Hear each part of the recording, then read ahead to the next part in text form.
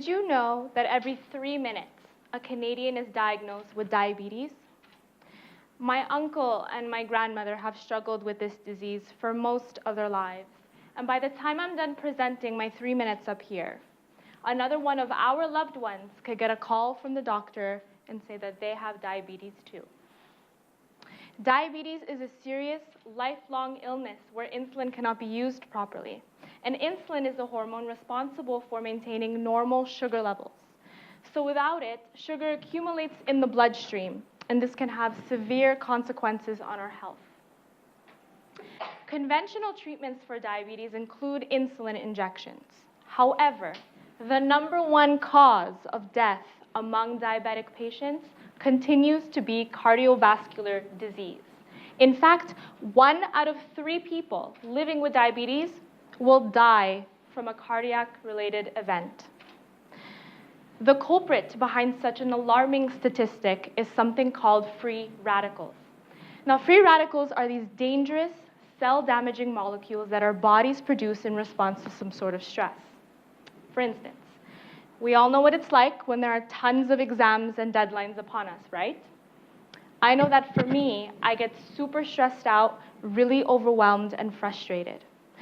Well, diabetes inflicts that same kind of stress on our cardiovascular system, and our blood vessels respond to this by sending out a high amount of free radicals.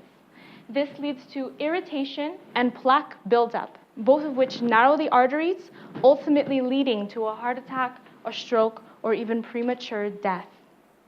So what I'm investigating in my thesis is a protein called metallothionein and its potential to counteract some of the damage caused by diabetes.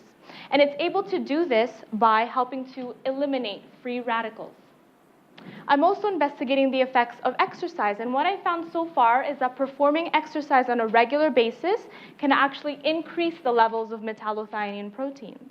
And this is important because what this demonstrates is that through exercise, metallothionein can actually target and therefore protect the cardiovascular system, specifically the blood vessels. This has never been seen before in previous studies, and so this could give rise to a new and alternative treatment for diabetes. So by isolating metallothionein as a protective compound and using regular physical activity to boost those compounds, we can potentially save the millions of existing diabetic patients, like my uncle and my grandmother, as well as members of your own family, from ever suffering from this disease again. Thank you.